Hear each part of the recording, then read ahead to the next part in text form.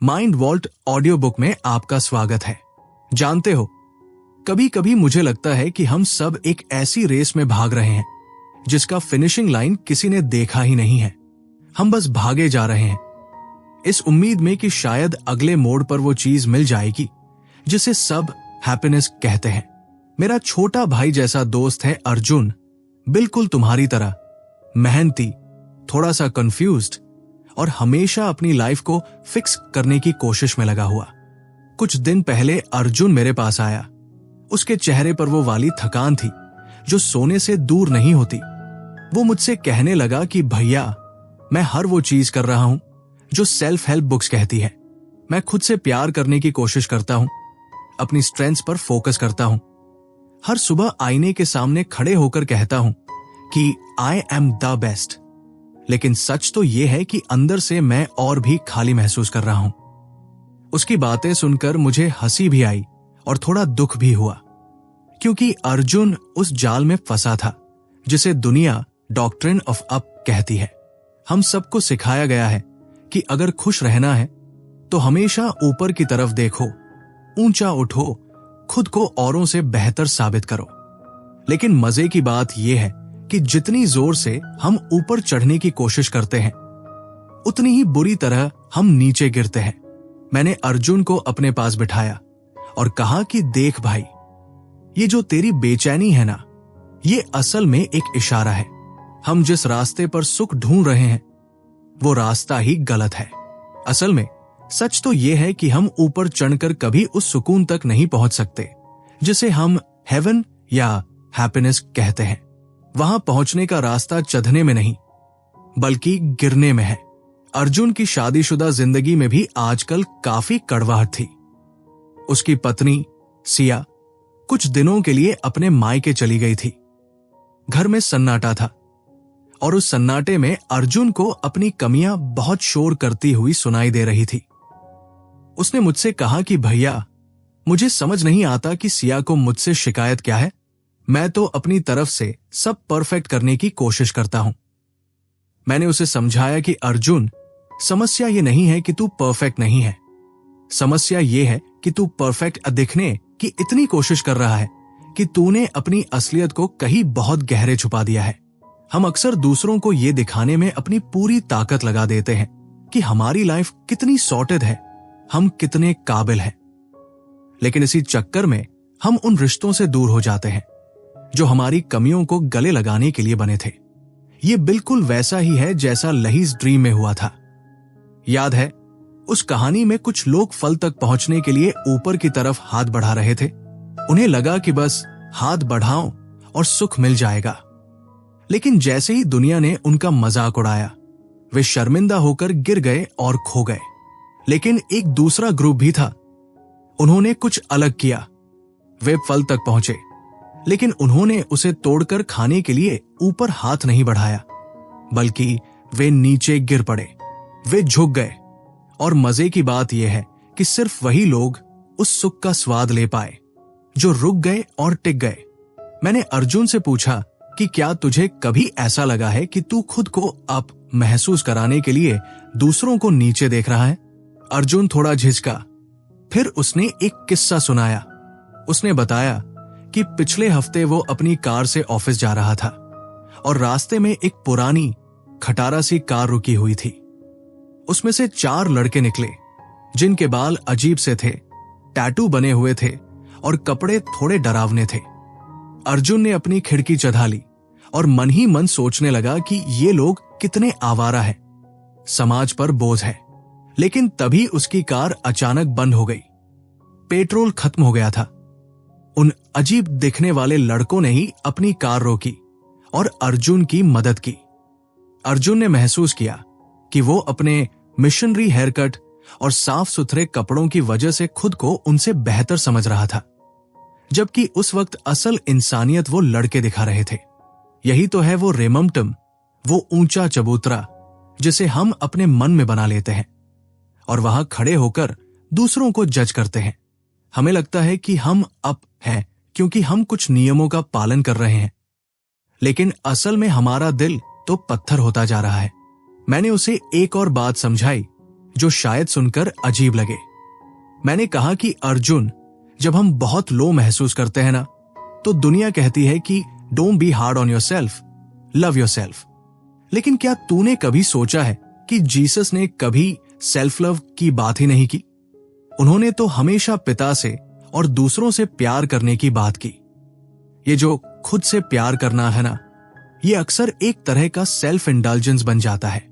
हमें लगता है कि अगर हम अपनी कमियों को इग्नोर करेंगे और सिर्फ खूबियों को देखेंगे तो हम खुश हो जाएंगे। लेकिन असली खुशी तो तब मिलती है जब हम अपनी कमियों को स्वीकार करते हैं, जब हम भगवान के सामने झुककर कहते हैं कि हाँ, मैं टूटा हुआ हूं, मुझे मदद चाहिए। ये गिरना ही असल में उठना है। जब हम अपनी कमजोरियों को देख पाते हैं, तभी तो भगवान का ग्रेस हमारे अंदर काम कर पाता है। अर्जुन चुपचाप सुन रहा था। शायद वो पहली बार अपनी उस इमेज को छोड़ने की कोशिश कर रहा था जो उसने दुनिया के लिए बनाई थी। उसने मुझसे एक बहुत ही पर्सनल बात पूछी। उसने कहा कि भैया, कभी कभी मुझे अपनी गलतियों पर इतना पछतावा होता है कि मैं खुद को माफ नहीं कर पाता। क्या मुझे खुद को माफ करना सीखना चाहिए? मैंने मुस्कुराते हुए कहा कि देख अर्जुन, ये फॉरगिविंग वनसेल्फ जैसा कोई कॉन्सेप्ट ग्रंथों में है ही नहीं। ये भी एक तरह का अहंकार है। तू कौन होता है खुद को माफ करने वाला? माफ करने का हक तो सिर्फ उस जज का है जिसके खिलाफ तूने गलती की है। जब तू कहता है कि मैं खुद को माफ नहीं कर पा रहा, तो असल में तू ये कह रहा है कि भगवान की माफी तेरे लिए काफी नहीं है। तुझे अपनी अप्रूवल भी चाहिए। ये मीकनेस नहीं है, ये प्राइड इन डिस्गाइज है। तुझे बस इतना करना है कि अपनी गलती को मान, उसका पश्चाताप कर और फिर भगवान के प्यार पर भरोसा रख। जब तू उनके सामने झुक जाएगा तो वो खुद तुझे उठा लेंगे। तुझे खुद को उठाने की जरूरत नहीं है। ये बिल्कुल उस भारी जुए या योक की तरह है जिसके बारे में जीसस ने कहा था। उन्होंने कहा था कि अपना बोझ मुझे दे दो और मेरा जुआ उठा लो। सुनने में लगता है कि एक बोझ उतारकर दूसरा उठाना भला आराम कैसे दे सकता है, लेकिन वो जुआ ऐसा है जो वजन बढ़ाता नहीं बल्कि हमें हल्का कर देता है। अर्जुन को मेरी बातें थोड़ी पैराडॉक्सिकल लग रही थी, जैसे कोई पहेली हो। लेकिन लाइफ भी तो एक पहेली ही है ना। हम भागते हैं शांति के लिए, लेकिन मिलती है थकान। हम ढूंढते हैं प्यार, लेकिन हाथ आता है अकेलापन। क्योंकि हम सब अब जाने की कोशिश कर रहे हैं। हम चाहते हैं कि सब हमारी इज्जत करें, सब हमें सफल देखें। लेकिन असली सुकून तो उस लो वैली में है जहां कोई शोर नहीं है, जहां हमें किसी को कुछ साबित नहीं करना है। मैंने अर्जुन से कहा कि आज घर जाकर शीशे में वो आर्किटेक्ट अर्जुन मत देखना जो सब कुछ कंट्रोल करना चाहता है, बल्कि वो छोटा बच्चा देखना जो डरता भी है, गलतियां भी करता है और जिसे सहारे की जरूरत है। अपनी कमियों से भाग मत, उन्हें एक तोहफे की तरह देख, क्योंकि यही कमियां तुझे उस शक्ति तक ले जाएंगी जो तुझे वाकई में पूरा कर सकती है। अर्जुन की आंखों में थोड़ी नमी थी, लेकिन इस बार वो थकान वाली नमी नहीं थी। ऐसा लग रहा था जैसे उसके दिल का कोई भारी वजन थोड़ा कम हुआ हो। उसने मुझसे पूछा कि भैया, क्या वाकई गिरना इतना आसान है? मैंने कहा कि गिरना आसान नहीं है दोस्त, क्योंकि हमारा ईगो हमें सीधा खड़ा रहने के लिए मजबूर करता है। लेकिन जिस दिन तूने स्वेच्छा से गिरना सीख लिया, उस दिन तू स्वर्ग के सबसे करीब होगा। यही तो वो विरोधाभास है जिसे समझना जरूरी है। हम सोचते हैं कि हम मेहनत करके स्वर्ग तक पहुंच जाएंगे, सीढ़ियां चढ़ लेंगे, लेकिन स्वर्ग तो नीचे झुकने वालों को मिलता है। जैसे वो एथलीट जो अपनी मसल्स को बनाने के लिए उन्हें पहले तोड़ता है, या वो साइकिल चलाने वाला जो तेज जाने के लिए पहले अपनी गति धीमी करना सीखता है। हमें भी अपनी इस बेटर देन अदर्स वाली सोच को तोड़ना होगा। अर्जुन ने गहरी सांस ली और कहा कि भैया, मुझे लगता है कि मैंने सिया के साथ भी यही किया। मैं हमेशा उसे ये बताने की कोशिश करता रहा कि वो कहाँ गलत है, ये सोचे बिना कि मैं खुद कितना अधूरा हूं। मैंने उसे जज किया, उसे अपनी एक्सपेक्टेशंस के बोझ तले दबा दिया। अब मुझे समझ आ रहा है कि मेरा वो अप रहना ही हमारे रिश्ते को नीचे गिरा रहा था। मैंने उसकी पीठ थपथपाई और कहा कि बस यही वो शुरुआत है जिसकी तुझे तलाश थी। जब हम अपनी नथिंगनेस को पहचान लेते हैं तभी हम असल में एवरीथिंग बनने की राह पर चल पड़ते हैं। अर्जुन अब जाने के लिए तैयार था, लेकिन उसके चलने के अंदाज में एक अजीब सा ठहराव था, जैसे वो अब ऊंचाइयों को छूने की जल्दी में नहीं था, बल्कि जमीन पर अपने हर कदम को महसूस कर रहा था।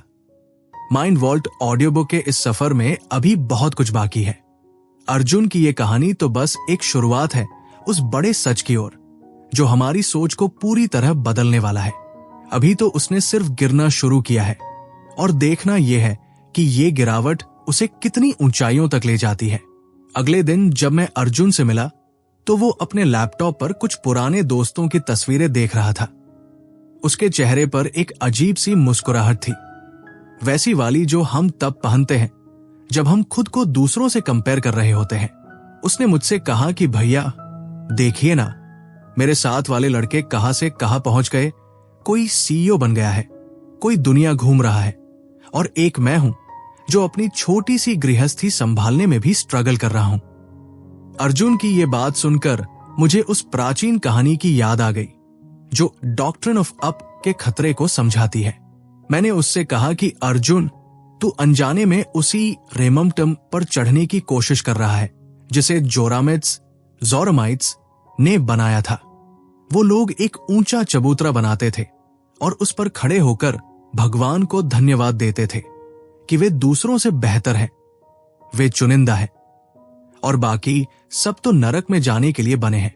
आज का ये सोशल मीडिया भी तो एक मॉडर्न रेममटम ही है ना, जहां हर कोई अपनी अचीवमेंट्स का चबूतरा बनाकर खड़ा है और चीख चीख कर कह रहा है कि देखो मैं अप हूं। लेकिन सच तो ये है कि ये अप वाली खुशी असल में एक स्पिरिचुअल डाउनर है। अर्जुन को मेरी बात थोड़ी चुभी। उसने कहा कि भैया, क्या खुद के बारे में अच्छा महसूस करना गलत है? क्या हमें अपनी स्ट्रेंथ्स पर गर्व नहीं होना चाहिए? मैंने उसे कोरिहोर नाम के एक आदमी के बारे में बताया जिसने हजारों साल पहले यही शिक्षा दी थी। कोरिहोर कहता था कि अपने सिर को ऊंचा उठाओ, बोल्डनेस के साथ ऊपर देखो, और ये जो तुम चर्च और नियमों के नीचे दबे हुए हो, ये सब बेवकूफी है। वो कहता था कि खुशी तब मिलती है जब हम अपनी काबिलियत और ताकत पर भरोसा करते हैं, ना कि जब हम किसी और के सामने हाथ फैलाते हैं।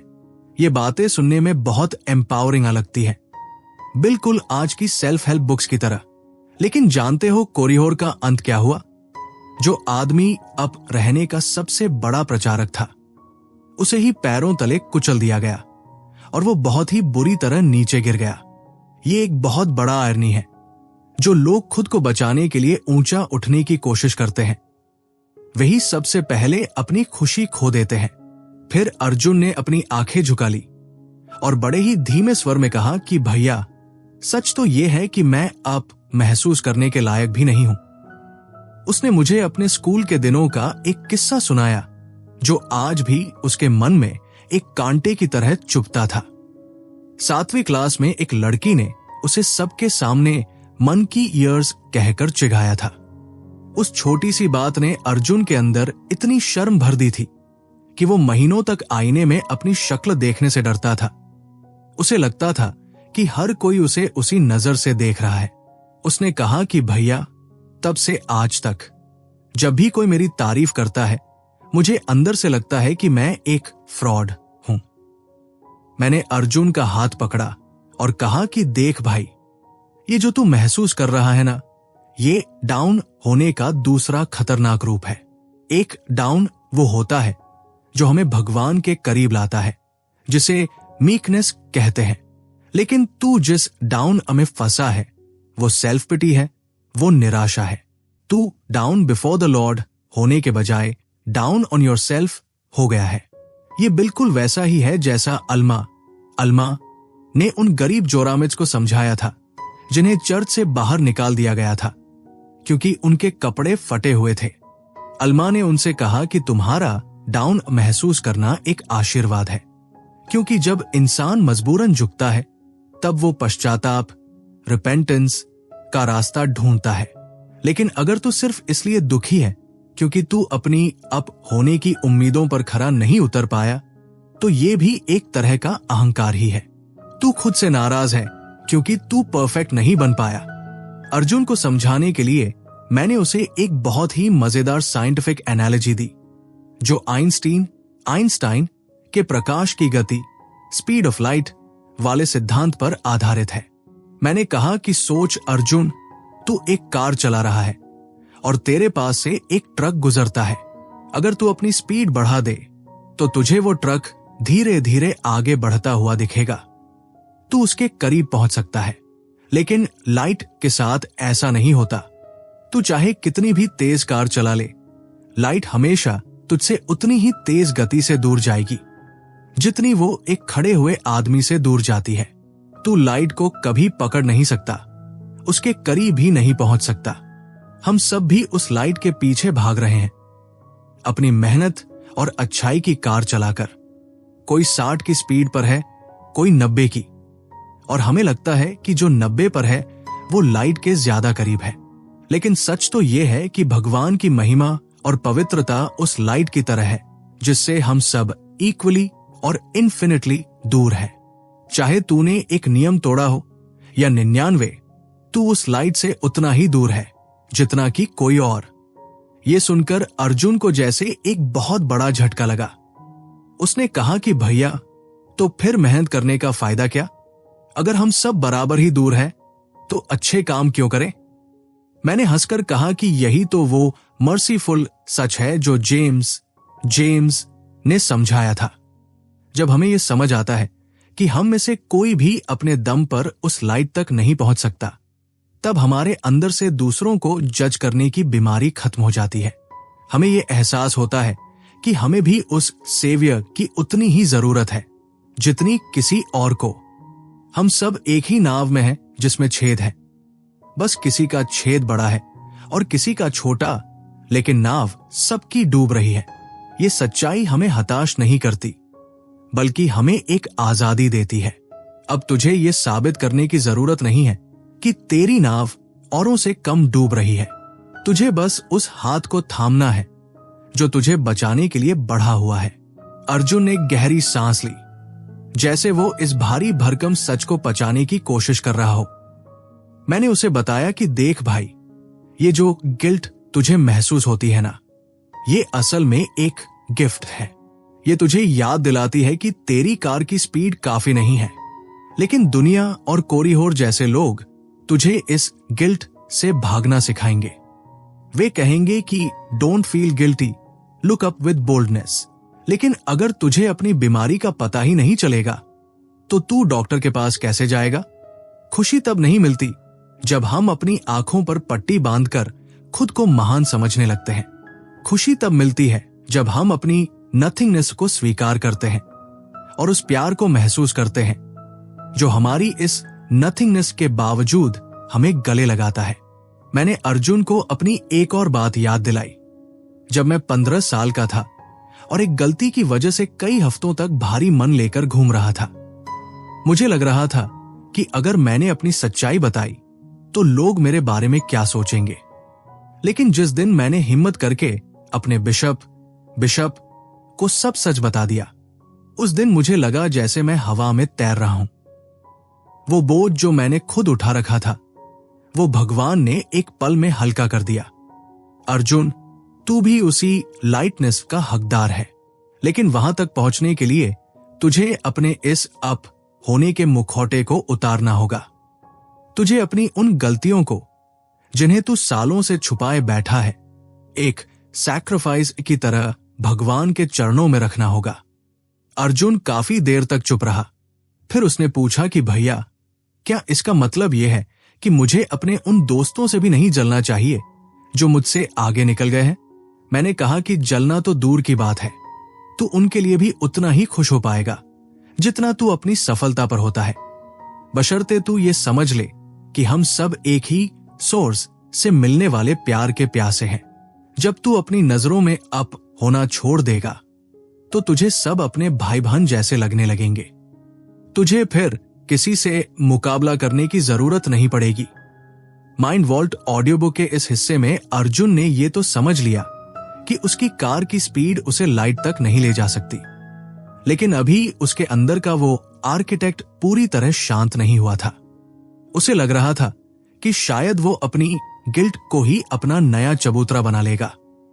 लेकिन सफर अभी लंबा है। अगले हिस्से में हम देखेंगे कि कैसे ये गिल्ट वाकई में एक मरहम बन सकती है और कैसे अर्जुन अपनी जिंदगी के उन रिश्तों को ठीक करना शुरू करता है जिन्हें उसने अपने अप रहने के चक्कर में बिखेर दिया था। अर्जुन जब अपने घर पहुंचा तो चारों तरफ गहरा सन्नाटा था। सिया अभी भी मायके में थी और उस खाली घर की दीवारें जैसे अर्जुन को उसकी अपनी कमियों की याद दिला रही थी। उसने सोचा कि चलो कुछ प्रोडक्टिव किया जाए। उसने झाड़ू उठाई, पोंछा लगाया और किचन के बर्तनों को इतनी जोर से रगड़ने लगा जैसे वो अपनी किस्मत की लकीरों को साफ कर रहा हो। वो चाहता था कि जब सिया वापस आए तो वो देखे कि अर्जुन कितना बदल गया है, कितना परफेक्ट हस्बैंड बन गया है। लेकिन आधे घंटे बाद ही वो थककर फर्श पर बैठ गया। उसके मन में एक खींच थी, मैं इतना सब कर रहा हूं, फिर भी मुझे शांति क्यों नहीं मिल रही। मैंने जब उससे फोन पर बात की तो मैंने उसे हंसते हुए कहा कि अर्जुन, तू अभी भी उसी अपनेस के जाल में है भाई। तू जो ये घर साफ कर रहा है ना, ये तू प्यार की वजह से नहीं बल्कि अपनी इमेज बचाने के लिए कर रहा है। तू उस मार्था की तरह बन रहा है जो घर के कामों में इतनी उलझ गई थी कि उसने उस शांति को ही अनदेखा कर दिया जो उसके सामने बैठी थी। मार्था को लग रहा था कि वो बहुत सेवा कर रही है, लेकिन उसका दिल चिड़चिड़ापन और शिकायतों से भरा था। हम अक्सर खुद को बहुत राइटियस साबित करने के चक्कर में इतने व्यस्त हो जाते हैं कि हम ये भूल जाते हैं कि असल में दिल का हाल क्या है। मैंने उसे समझाया कि देख अर्जुन, ये जो तू बार बार अपनी कमियों से टकरा रहा है ना, ये असल में एक बहुत बड़ा इशारा है। पुराने समय में जब इजरायली रेगिस्तान में भटक रहे थे तो भगवान ने उनके बीच फायरी सर्पेंट्स यानी जहरीले सांप भेजे थे। वो सांप उन्हें डसते थे और लोग मर रहे थे। सुनने में ये बहुत क्रूर लगता है ना, लेकिन उन सांपों का काम था लोगों को उनकी गलतियों के प्रति जगाना और उन्हें वापस भगवान की तरफ मोड़ने के लिए मजबूर करना। ये जो हमारे कमांडमेंट्स या नियम है ना, ये भी उन्हीं फायरी सर्पेंट्स की तरह है। वे हमें बाइट करते हैं, हमें डसते हैं ताकि हमें एहसास हो कि हम कितने अधूरे हैं। अगर तू सिया पर गुस्सा करता है तो वो नियम कि हमें गुस्सा नहीं करना चाहिए तुझे डसता है, और ये डंग जरूरी है क्योंकि यही तुझे उस फिजिशियन यानी उस बचाने वाले के पास जाने के लिए मजबूर करेगा। खुशी तब नहीं मिलती जब हम इन नियमों को पूरी तरह निभा लेते हैं, क्योंकि सच तो ये है कि हम में से कोई भी इन्हें परफेक्ट तरीके से नहीं निभा सकता। खुशी तब मिलती है जब हम ये मानते हैं कि हम गुनहगार हैं और हमें मदद की जरूरत है। अर्जुन ने मुझसे पूछा कि भैया, तो क्या इसका मतलब यह है कि मैं कभी परफेक्ट नहीं बन पाऊंगा? मैंने कहा कि अर्जुन, यही पर तू जस्टिफिकेशन और सैंक्टिफिकेशन के बीच का फर्क भूल रहा है। देख, मान ले तूने कोई कानून तोड़ा और तुझे जेल हो गई। जब तू अपनी सजा काट लेता है तो कानून की नजरों में तू आजाद है। इसे कहते हैं जस्टिफिकेशन, यानी तुझे माफ कर दिया गया। लेकिन क्या सजा काटने से तेरे अंदर की वो आदत बदल गई जिसकी वजह से तूने अपराध किया था? नहीं, उस आदत को बदलने की प्रक्रिया को कहते हैं सैंक्टिफिकेशन, यानी अंदरूनी सफाई। हम अक्सर सिर्फ माफी मांगकर रुक जाते हैं, लेकिन असली काम तो अपने दिल की उन इच्छाओं को बदलने का है जो हमें बार बार गलत रास्ते पर ले जाती है। और ये बदलाव तू अकेले नहीं कर सकता। इसके लिए तुझे उस ग्रेस की जरूरत है जो सिर्फ तब मिलता है जब तू पूरी तरह से झुक जाता है। फिर मैंने उसे एक बहुत ही गहरी बात बताई जिसे सुनकर वो थोड़ी देर के लिए सुन्न रह गया। मैंने कहा कि अर्जुन, जेम्स ने लिखा है कि अगर तूने सारे नियमों का पालन किया लेकिन सिर्फ एक जगह भी चूक गया तो तू उन सब नियमों को तोड़ने का दोषी है। ये सुनकर अर्जुन ने कहा कि भैया, ये तो बहुत नाइंसाफी है। मैंने पूरी उम्र अच्छा काम किया और बस एक छोटी सी गलती मुझे सबके बराबर खड़ा कर देगी। मैंने उसे समझाया कि भाई, ये हर्ष नहीं बल्कि सबसे मर्सीफुल बात है, क्योंकि ये हमें 2 बीमारियों से बचाती है। पहली, प्राइड, यानी ये सोचना कि मैं दूसरों से बेहतर हूं क्योंकि मेरी नाव में छेद कम है। और दूसरी, डिस्पेयर, यानी ये सोचना कि मैं तो बहुत बुरा हूं क्योंकि मेरी नाव में छेद बड़े हैं। जब हम सब गिल्टी ऑफ ऑल हैं, तो हम सब एक ही धरातल पर आ जाते हैं। फिर ना तो कोई ऊंचा है ना कोई नीचा। फिर हम एक दूसरे को नीचा दिखाने के बजाय एक दूसरे का हाथ थाम लेते हैं। अर्जुन को याद आया कि कैसे वो अक्सर सिया को उन गलतियों के लिए टोकता था जो उसे अनएक्सेप्टेबल लगती थी, जैसे कि उसका घर ठीक से ना रखना या बातों को भूल जाना। लेकिन वो अपनी उन गलतियों को भूल जाता था जिन्हें समाज ने एक्सेप्टेबल बना दिया है, जैसे कि मन में कड़वाहट रखना या मन ही मन दूसरों को जज करना। मैंने उसे एक कहानी सुनाई जो एक स्टेक प्रेसिडेंट की थी। उन्होंने अपने चर्च के दरवाजों पर एशट्रेस यानी राखदान रखवा दिए थे। लोग हैरान थे। उन्होंने कहा कि कोई भी आदमी सिर्फ इसलिए चर्च आने से ना डरे कि वो सिगरेट पीता है। हम सब किसी ना किसी चीज से जूझ रहे हैं, तो फिर सिगरेट पीने वाले को हम अलग नजरों से क्यों देखें? क्यों हम अपनी बुराइयों को पर्सनल रेमम्टम्स बनाकर छुपा लेते हैं और दूसरों की बुराइयों पर पत्थर मारते हैं? देख अर्जुन, असली अपनेस ये नहीं है कि तू कितना क्लीन दिखता है, बल्कि ये है कि तेरा दिल कितना मीक है। तू जो ये झाड़ू मार रहा है, अगर तू इसे इस एहसास के साथ मारे कि भगवान, मैं बहुत कमजोर हूं और ये सफाई मैं इसलिए कर रहा हूं ताकि मैं सिया को प्यार दे सकूं, तो ये काम तुझे सुकून देगा। लेकिन अगर तू इसे एक ट्रम्पेट की तरह बजाएगा कि देखो मैं कितना अच्छा काम कर रहा हूं, तो तेरा बायां हाथ भी जान जाएगा कि दायां हाथ क्या कर रहा है और फिर कोई फायदा नहीं होगा। तुझे अपने सेल्फ को इतना छोटा करना होगा कि वो तुझे दिखाई देना ही बंद हो जाए। जब तू खुद को सेंटर से हटा देगा, तभी तुझे वो फ्रीयर स्काई यानी आजादी का आसमान दिखेगा। उस रात अर्जुन ने सिया को फोन किया। इस बार उसने ये नहीं कहा कि देखो मैंने पूरा घर साफ कर दिया है। उसने बस इतना कहा, सिया, मैं तुम्हें बहुत याद कर रहा हूं और मुझे एहसास हो रहा है कि मैंने अनजाने में तुम पर अपनी उम्मीदों का कितना बोझ डाल दिया था। मुझे माफ कर देना। उस फोन कॉल के बाद अर्जुन को जो शांति महसूस हुई, वो उस झाड़ू और पोंछे से कहीं ज्यादा गहरी थी। उसे समझ आ रहा था कि उसकी कमियां ही वो रास्ता है जो उसे सिया के और भगवान के करीब ले जा सकती है। उसे अब उन सांपों से डर नहीं लग रहा था, क्योंकि वो जानता था कि हर डंक उसे सुधार की तरफ ले जा रहा है। माइंड वॉल्ट ऑडियो बुक के इस हिस्से में अर्जुन ने ये तो जान लिया कि नियम उसे क्यों डसते हैं, लेकिन अभी उसे ये सीखना बाकी था कि माफी मांगना और माफी देना असल में पश्चाताप का ही एक रूप है। अगले हिस्से में हम देखेंगे कि कैसे अर्जुन उस गुम हुई लॉस्ट टॉप की तलाश में निकलता है जो उसके बचपन के एक गहरे जख्म से जुड़ी थी। अगले दिन सुबह जब अर्जुन अपने स्टोर रूम की सफाई कर रहा था, तो उसे अलमारी के सबसे पीछे वाले कोने में एक छोटा सा लकड़ी का लट्टू टॉप मिला। उसे देखते ही अर्जुन के चेहरे पर एक उदास सी चमक आ गई। उसने मुझे फोन करके बताया कि भैया, ये लट्टू देखकर मुझे अपने बचपन के दोस्त नितिन की याद आ गई। हम 9-10 साल के थे जब एक दिन खेलते वक्त ये लट्टू मेरे हाथ से फिसला और कहीं खो गया।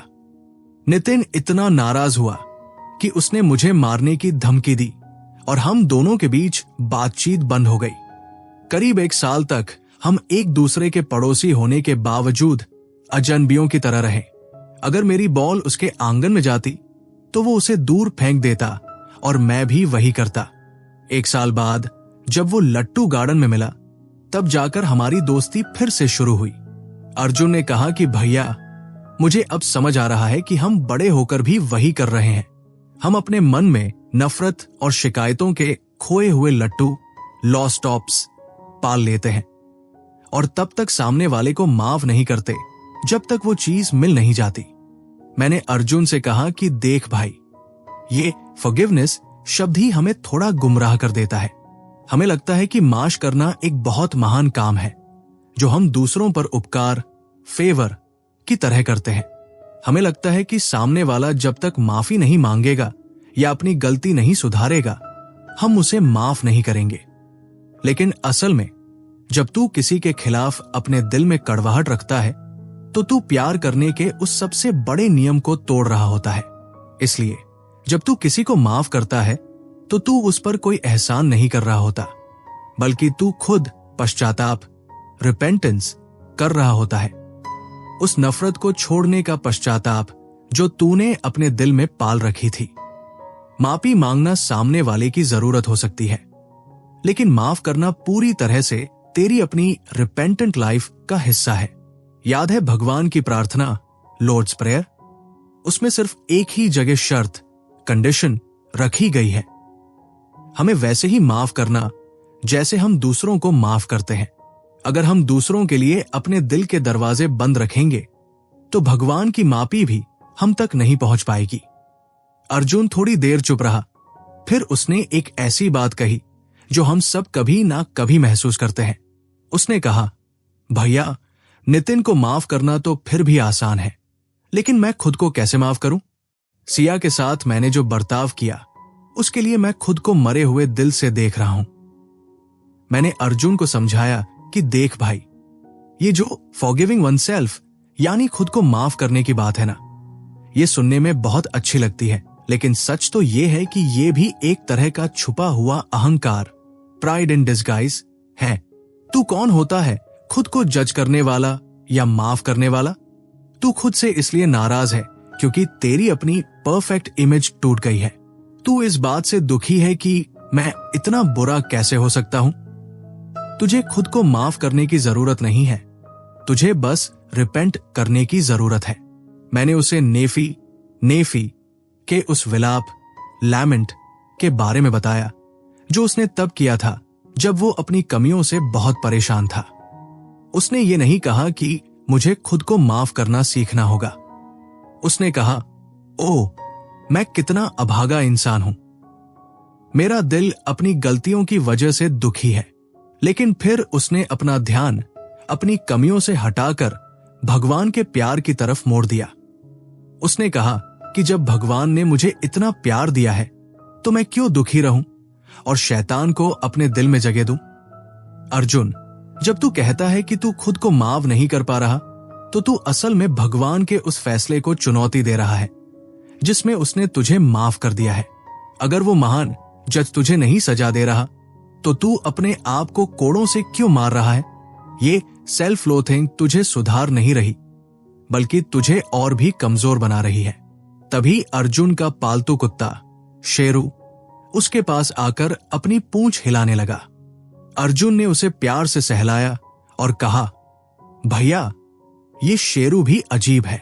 कल मैंने इसे खाना देने में देर कर दी थी, फिर भी ये आज सुबह वैसे ही मेरे पास आया जैसे कुछ हुआ ही ना हो। मैंने हंसकर कहा कि अर्जुन, यही तो तेरा असली टीचर है। इस किताब में भी ओकली नाम के एक कुत्ते की कहानी है जो घंटों अपने मालिक का दरवाजे पर इंतजार करता था। चाहे मालिक उसे प्यार दे या ना दे, चाहे उसे खाना मिलने में देर हो जाए, उसके व्यवहार में कोई बदलाव नहीं आता था। उसके अंदर कोई एक्सपेक्टेशन यानी मांग नहीं थी, सिर्फ होप यानी उम्मीद थी। हम इंसानों की समस्या यही है कि हम रिश्तों को एक्सपेक्टेशंस के चश्मे से देखते हैं। हमें लगता है कि अगर हमने किसी के लिए कुछ किया है तो उसे भी हमारे लिए वैसा ही करना चाहिए, और जब वो नहीं होता तो हम रिजेंटमेंट यानी कड़वाहट के पिंजरे में कैद हो जाते हैं। पॉल ने जेल में रहते हुए भी ये लिखा था कि मैंने हर हाल में संतुष्ट, कंटेंट रहना सीख लिया है। जेल की दीवारें उसके शरीर को तो कैद कर सकती थी, लेकिन उसकी आत्मा को नहीं। क्योंकि उसने दूसरों से अपनी खुशी की उम्मीद करना छोड़ दिया था। अर्जुन, अगर तू सिया से ये उम्मीद करना छोड़ दे कि वो तुझे परफेक्ट समझे और बस इस बात पर ध्यान दे कि तू उसे कितना प्यार दे सकता है, तो तू आजाद हो जाएगा। शेरू की तरह बन, जो सिर्फ इसलिए प्यार नहीं करता कि उसे बिस्किट मिलेगा, बल्कि इसलिए करता है क्योंकि प्यार करना उसका स्वभाव है। जब हम दूसरों की खूबियों पर ध्यान देते हैं, थिंक ऑन दीज थिंग्स, तो हमारी अपनी परेशानियां छोटी लगने लगती हैं। अर्जुन को मेरी बातें सुनकर ऐसा लगा जैसे उसके कमरे की खिड़कियां खुल गई हों। उसे समझ आया कि वो अब तक जिस सेल्फ फॉरगिवनेस की तलाश में था, वो असल में एक गलत रास्ता था। असली रास्ता तो भगवान के सामने झुककर अपनी कमियों को स्वीकार करना और दूसरों को बिना किसी शर्त के माफ करना है। उसने शेरू को गले लगा लिया और पहली बार उसके मन में सिया के लिए कोई शिकायत नहीं थी। सिर्फ उसे फिर से देखने की एक गहरी और पवित्र उम्मीद थी। माइंड वॉल्ट ऑडियो बुक के इस हिस्से में अर्जुन ने रिश्तों की कड़वाहट को छोड़ना सीखा, लेकिन अभी सबसे बड़ा कदम बाकी था, सच्चाई को सबके सामने कॉन्फेस करना। अगले हिस्से में हम देखेंगे कि कैसे एक पब्लिक अपॉलॉजी अर्जुन की जिंदगी को पूरी तरह बदल देती है और उसे उस कॉन्फेशनल लाइफ की ओर ले जाती है जहां कोई मुखौटा नहीं होता। कुछ दिन बीत गए, घर की सफाई तो हो गई थी, लेकिन अर्जुन को महसूस हो रहा था कि उसके मन के किसी कोने में अभी भी एक स्पिरिचुअल रॉट यानी आध्यात्मिक सड़न बाकी है। उसे याद आया कि ऑफिस में एक प्रोजेक्ट के दौरान उसने अपनी एक बड़ी गलती छुपाई थी। उसने अपने बॉस से झूठ बोला था कि उसने फाइल समय पर भेज दी थी, जबकि सच तो यह था कि वो काम करना ही भूल गया था। उस वक्त तो वो बच गया, लेकिन अब वो झूठ उसके सीने पर पत्थर की तरह भारी लग रहा था। वो ऑफिस के केबिन के बाहर खड़ा था। उसके हाथ कांप रहे थे और उसे सांस लेने में तकलीफ हो रही थी, बिल्कुल उस छात्रा की तरह जो अपने प्रोफेसर के दरवाजे पर खड़ी होकर डर के मारे हाइपरवेंटिलेट कर रही थी। उस लड़की ने भी एक असाइनमेंट के बारे में झूठ बोला था और उसे लग रहा था कि उसका पूरा करियर खत्म हो जाएगा। अर्जुन को एहसास हुआ कि हम सब इनोसेंस यानी निर्दोष होने का एक नाटक, चरेड करते रहते हैं। कानून की दुनिया में हम कहते हैं कि इंसान तब तक इनोसेंट है जब तक जुर्म साबित न हो जाए, लेकिन भगवान की नजरों में तो हम सब पहले से ही गुनहगार हैं। इसलिए सच बोलना हमें गुनहगार नहीं बनाता, बल्कि वो हमें ऑनेस्ट यानी ईमानदार बनाता है। अर्जुन ने गहरी सांस ली और अपने बॉस के केबिन में कदम रखा। उसने बिना किसी बहाने के सब सच सच बता दिया। उसने कहा, सर, मैंने उस दिन आपसे झूठ बोला था। गलती मेरी थी और मैंने उसे छुपाने की कोशिश की। उसने अपनी रेपुटेशन यानी अपनी इज्जत की परवाह करना छोड़ दिया था। वो अब ऑफ नो रेपुटेशन होने के लिए तैयार था। आश्चर्य की बात यह हुई कि उसके बॉस ने उसे डांटने के बजाय बड़ी शांति से सुना। अर्जुन को लगा जैसे उसके फेफड़ों में बरसों बाद ताजी हवा गई हो। उसे एहसास हुआ कि जब हम अपने मुखौटे, मास्क्स उतार देते हैं, तब हम वाकई जीना शुरू करते हैं। ये कन्फेशनल लाइफ यानी सच्चाई को स्वीकार करने वाली जिंदगी ही उस अपनेस का असली काट, एंटीडोट है। जेम्स ने कहा था कि अपने दोष एक दूसरे के सामने स्वीकार करो। Confess your faults one two another. इसका मतलब सिर्फ चर्च में जाकर पादरी को बताना नहीं है, बल्कि अपनी रोजाना की बातचीत में अपनी कमियों और संघर्षों को लेकर ईमानदार होना है। शाम को ऑफिस से लौटते वक्त अर्जुन ने सोचा कि आखिर हम अपनी कमियों को इतना क्यों छुपाते हैं। शायद इसलिए क्योंकि हमें लगता है कि लोग हमें परफेक्ट देखना चाहते हैं, लेकिन सच तो यह है कि जब हम अपनी कमजोरियों को स्वीकार करते हैं, तभी हम दूसरों को इंस्पायर करते हैं। उसे नेफी और अल्मा की याद आई, जिन्होंने अपनी गलतियों और संघर्षों को पूरी दुनिया के सामने खोल कर रख दिया था। उन्होंने अपनी गलतियों को छुपाया नहीं, बल्कि उन्हें पब्लिश किया, ताकि दूसरे जान सकें कि भगवान कैसे एक टूटे हुए इंसान को भी बदल सकते हैं। अर्जुन ने महसूस किया कि जब कोई बहुत परफेक्ट दिखने की कोशिश करता है तो हम उससे दूर महसूस करते हैं, लेकिन जब कोई अपनी ईमानदारी से अपनी कमियां बताता है तो हम उससे जुड़ाव महसूस करते हैं। अर्जुन को वो दिन याद आया जब उसके मोहल्ले में ब्रदर जोन्स जैसे कुछ लोग दूसरों की गलतियों पर बड़ी बड़ी बातें करते थे कि लोग भगवान के नियमों को कैसे भूल जाते हैं। वैसी बातें सुनकर किसी का मन बदलने के बजाय और कड़वाहट भर जाती थी। लेकिन वही एक दूसरा पड़ोसी था जो कहता था, भाई मैं खुद भी कई बार अपनी प्रार्थनाएं भूल जाता हूं, मैं भी संघर्ष कर रहा हूं। अर्जुन को समझ आया कि अपनी गलतियों का रिपेंटेंट कॉन्फेशन दूसरों को सुधारने के लिए ज्यादा ताकत रखता है, बजाय दूसरों पर उंगली उठाने के। यही वो मैजिक कॉम्बिनेशन है, अपनी गलतियों पर ध्यान देना और दूसरों की खूबियों, वर्चूज को देखना। उस रात अर्जुन ने अपने एक पुराने दोस्त को खत लिखा जिससे उसकी अनबन हो गई थी। उसने अपनी कड़वाहट के लिए माफी मांगी। उसे एहसास हुआ कि भगवान से जुड़ने के लिए रेकन्सिलिएशन विद गॉड पहले हमें एक दूसरे से जुड़ना, रेकन्सिलिएशन विद ईच अदर, जरूरी है। अगर किसी के मन में हमारे खिलाफ कुछ है तो ये हमारी जिम्मेदारी है कि हम जाकर सुलह करें, चाहे हमें लगे कि हमारी कोई गलती नहीं है। ये रेस्टिट्यूशन यानी भरपाई की भावना ही हमें आजाद करती है। अर्जुन अब सिया से मिलने के लिए पूरी तरह तैयार था, लेकिन इस बार वो एक परफेक्ट हस्बैंड बनकर नहीं, बल्कि एक ऐसे इंसान के रूप में जा रहा था जिसने अपनी नथिंगनेस को पहचान लिया था। उसे अब डर नहीं था, क्योंकि वो जान गया था कि भगवान हमें इसलिए प्यार नहीं करते कि हम अच्छे हैं, बल्कि वो इसलिए प्यार करते हैं क्योंकि वो अच्छे हैं। अर्जुन की आंखों के सामने अब वो स्ट्रेट एंड नैरो पाथ साफ था। उसे समझ आ रहा था कि उसकी जिंदगी की हर मुश्किल, हर डंक और हर रिब्यूक, घुड़की असल में भगवान का प्यार ही था जो उसे सुधारना चाहता था। जैसे एक कोच अपने खिलाड़ियों को इसलिए डांटता है क्योंकि उसे उनकी काबिलियत पर भरोसा होता है, वैसे ही भगवान हमें हमारी कमियों के प्रति जगाते हैं क्योंकि वो हमें अपने जैसा बनाना चाहते हैं। अर्जुन अब उस सुकून को महसूस कर रहा था जो अब जाने की रेस छोड़ देने के बाद मिलता है।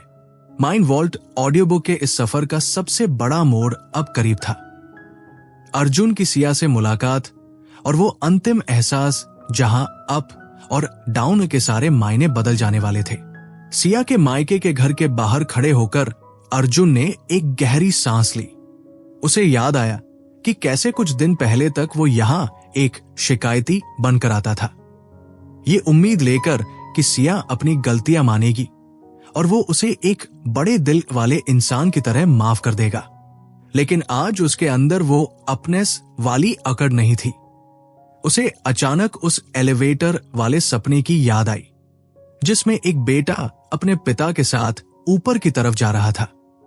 उस सपने में ऊपर पहुंचते ही दरवाजे खुले और सामने एक ऐसी दिव्य शक्ति खड़ी थी जिसके प्यार और उजाले का वर्णन शब्दों में मुमकिन नहीं है।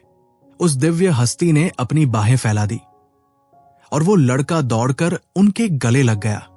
लेकिन उस गले लगने के दौरान भी उसके मन में एक छोटा सा शक था, एक बेचैनी थी जो उसे उस प्यार को पूरी तरह महसूस करने से रोक रही थी। अर्जुन ने सोचा कि आखिर उस लड़के को शक क्यों हुआ। फिर उसे समझ आया कि जवाब उस एक छोटे से डिटेल में था। वो लड़का उनके चरणों में गिरा नहीं था, वो सीधे उनकी बराबरी में दौड़ कर गया था, जैसे वो कोई पुराना दोस्त हो, ये भूलकर कि सामने उसका रक्षक, उसका भगवान खड़ा है। उसे लगा कि वो अपनी मेहनत से ऊपर चढ़कर वहां पहुंचा है, जबकि सच तो ये था कि वो पूरा सफर ही एक गिफ्ट यानी तोहफा था। सिया दरवाजे पर आई। उसने अर्जुन की आंखों में वो शांति देखी जो पहले कभी नहीं थी। अर्जुन ने बिना कुछ कहे सिया के हाथ थाम लिए। उसे लही के सपने का वो आखिरी समूह याद आ रहा था जो लोहे की छड़, आयरन रॉड को पकड़कर फल तक पहुंचे थे।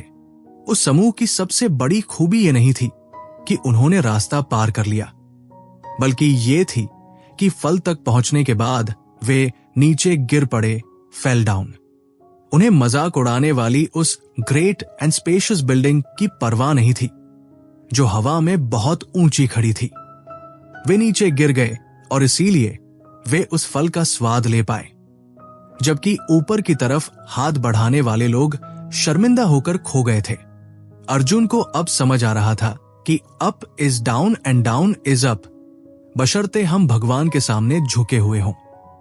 असली खुशी, हैप्पीनेस और स्वर्ग, हेवन, हमें चढ़ने से नहीं बल्कि गिरने से मिलते हैं।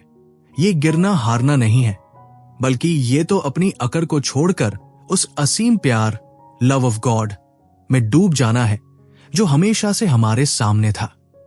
अर्जुन ने सिया से कहा, सिया, मुझे अब अपनी सफाई में कुछ नहीं कहना। मुझे बस ये एहसास हो गया है कि मैं कितना अधूरा हूं और मुझे तुम्हारी और भगवान की कितनी जरूरत है। सिया मुस्कुराई और उसे लगा जैसे बरसों की जमी हुई बर्फ पिघल गई हो। उसे वो सिंफुल वुमन याद आई जिसने जीसस के पैरों को अपने आंसुओं से धोया था। वो औरत जानती थी कि वो कौन है और उसके सामने कौन खड़ा है। उसने रोते हुए उनके पैर चूमे क्योंकि उसे बहुत ज्यादा माफ किया गया था और इसीलिए उसके दिल में प्यार भी बहुत ज्यादा था। अर्जुन ने भी महसूस किया कि जब हम अपनी नथिंगनेस यानी अपनी शून्यता को स्वीकार करते हैं, तभी हमारी वो छोटी सी दुनिया होलनेस यानी पूर्णता में बदल जाती है। अब उसे खुद को अप्रूव करने की या खुद से प्यार करने की जरूरत महसूस नहीं हो रही थी, क्योंकि वो अब एक ऐसे प्यार के घेरे में था जो उसकी तमाम गलतियों के बावजूद उसे अपना कह रहा था।